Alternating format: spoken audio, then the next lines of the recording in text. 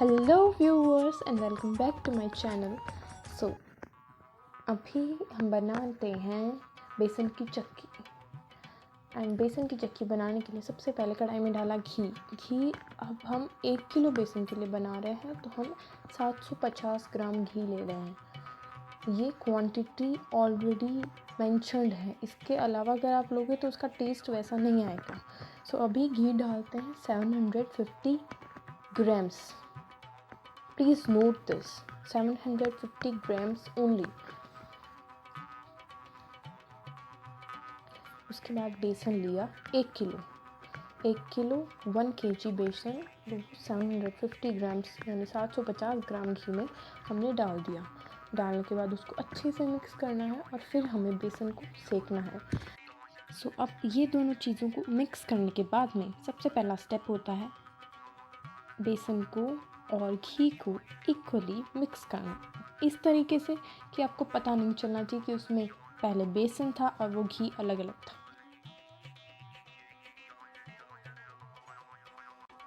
सो ये जो प्रोसेस है इसको करते वक्त कुछ इम्पॉर्टेंट चीज़ें जो आपको ध्यान में रखनी है वो है, ये जो काम है वो बहुत डिफ़िकल्ट लेवल में आता है। तो आप अगर अकेले कर रहे हैं तो आप पहले सोच लीजिए, क्योंकि ये 1 किलो बेसन है। अगर आप कम क्वांटिटी में बना रहे हैं तो आप डिपेंड करता है, बट ये 1 किलो है इसलिए आप अकेले नहीं कर पाएंगे, तो अपने फैमिली मेम्बर्स को भी थोड़ी थोड़ी हेल्प के लिए बुला लें, सो दैट आपका जो हाथ है वो बाद में दर्द ना करे। It's a precaution also, remember it.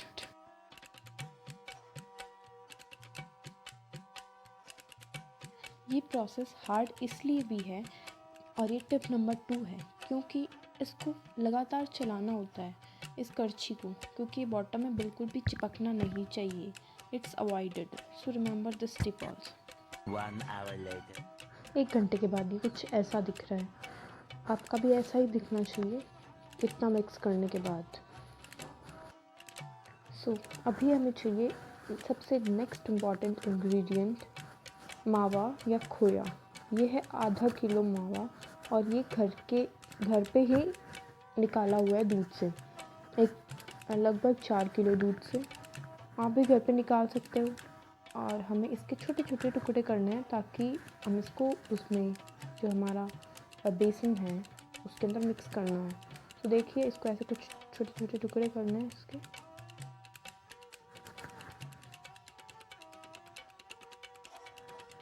टुकड़े करने के बाद में इसको साइड में रख दो और वो जब आपको लगे कि हाँ अभी सीख चुका है तब है उसके अंदर ये डाल दो, क्योंकि हमने डाल दिया है।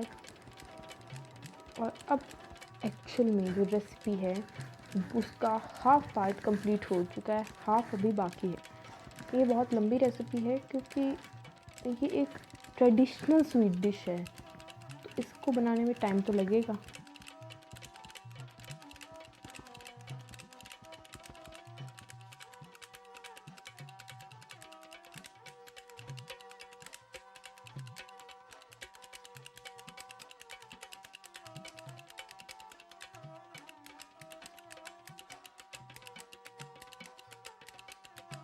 ये पार्ट मैं स्किप नहीं कर सकती क्योंकि इससे आपको पता चल रहा है अलग अलग फेसेस का, जो कि हमारी सिकाई के लिए बेसन की इम्पॉर्टेंट है आपको जानना। सो ये मैं स्किप नहीं करने वाली हूँ। सो आप देखिए कि क्या क्या कैसे कैसे ये फाइनली सीखता है। Just wait and watch. 3, 2, 1 go. देखा, मैंने कहा था ना इसके जो लम्प्स हैं वो बिल्कुल नहीं रहने वाले। अब आप देखिए ये कैसा हो चुका है ना, अब बिल्कुल भी लम्प्स नहीं है। एंड यही है इसका final stage. And now see once again.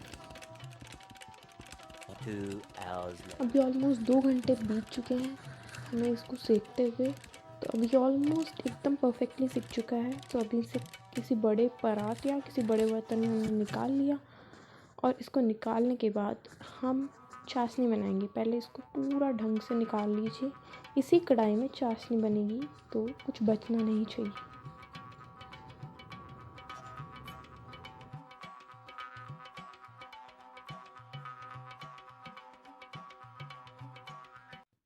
तो अभी इसे निकालने के बाद हम इलायची को पीसेंगे।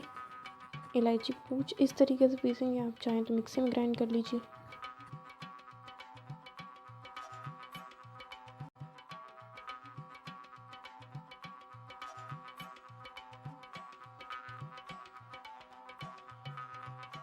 चलिए अब हम शुगर सिरप या फिर चाशनी बनाते हैं। अभी हमने पानी लिया, पानी कम और चीनी ज़्यादा, दिस इज़ अ प्रपोर्शन। सो अभी इसमें 1 किलो ही चीनी गिरेगी।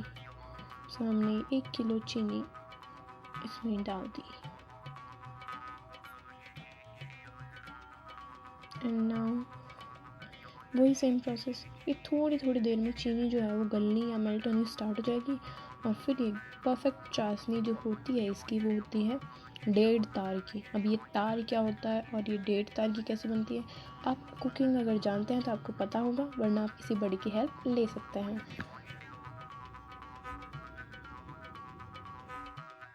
कुछ 15 मिनट के बाद देखिए हमारी चीनी एकदम से घुल चुकी है और ये जो चाशनी है ये ऑलमोस्ट रेडी है।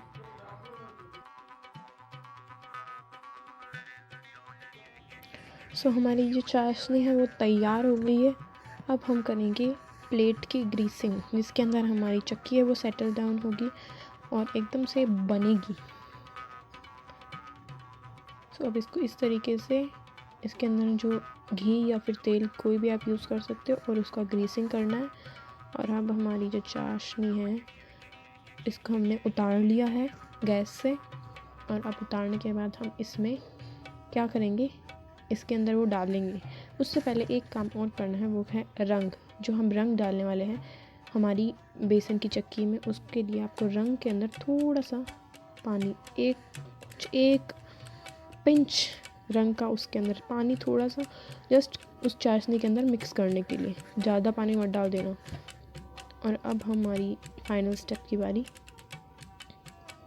हमारा बेसन जो कि हमने इतनी मेहनत से तैयार किया है वो हम इसमें डालते हैं और इसको जल्दी जल्दी ऐसे ऐसे मिक्स करना है। मिक्स करने के बाद में फिर क्या होगा, फिर हम इसको प्लेट में डालेंगे। पहले मिक्स कर लेते हैं एकदम अच्छे से, इसके अंदर बिल्कुल भी लम्प्स नहीं रहने चाहिए। प्रेस कर करके, घुमा घुमा के इसको अच्छे से मिक्स करना है, तभी तो वो ओरिजिनल टेस्ट आएगा ना, ट्रेडिशनल जो टेस्ट है वो इसका।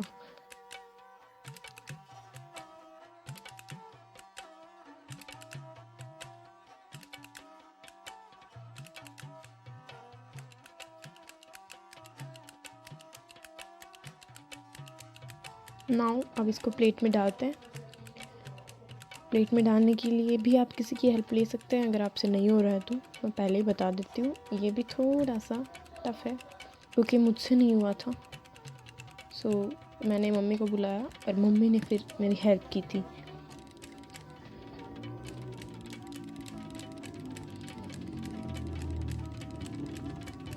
प्लेट में डालने के बाद में इसको अच्छे से प्लेट में फैलाना है, ताकि जो प्लेट का जो विड्थ है और हमारी जो चक्की का विड्थ है वो मैच हो जाए।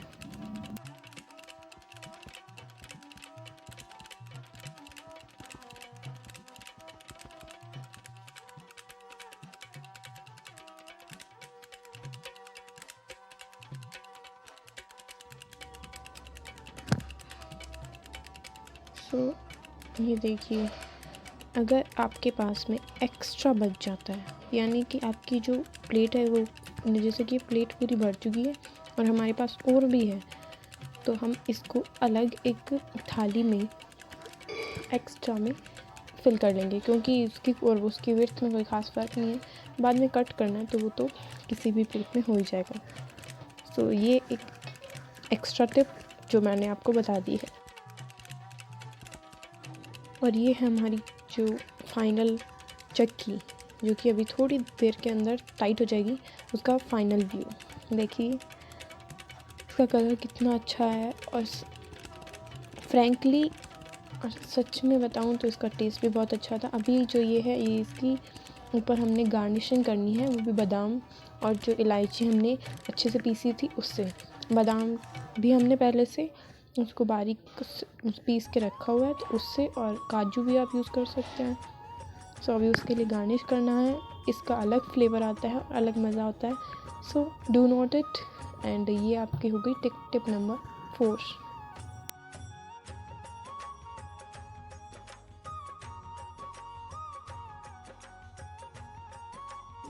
तो कुछ 15 मिनट के बाद में हमने इसे वेट किया और ये सेट होने के बाद एकदम से तैयार है और अब हम इसे करेंगे cut.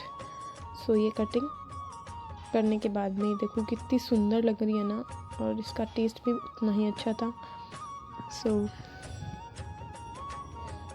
That's all about this recipe and final look के लिए रेडी।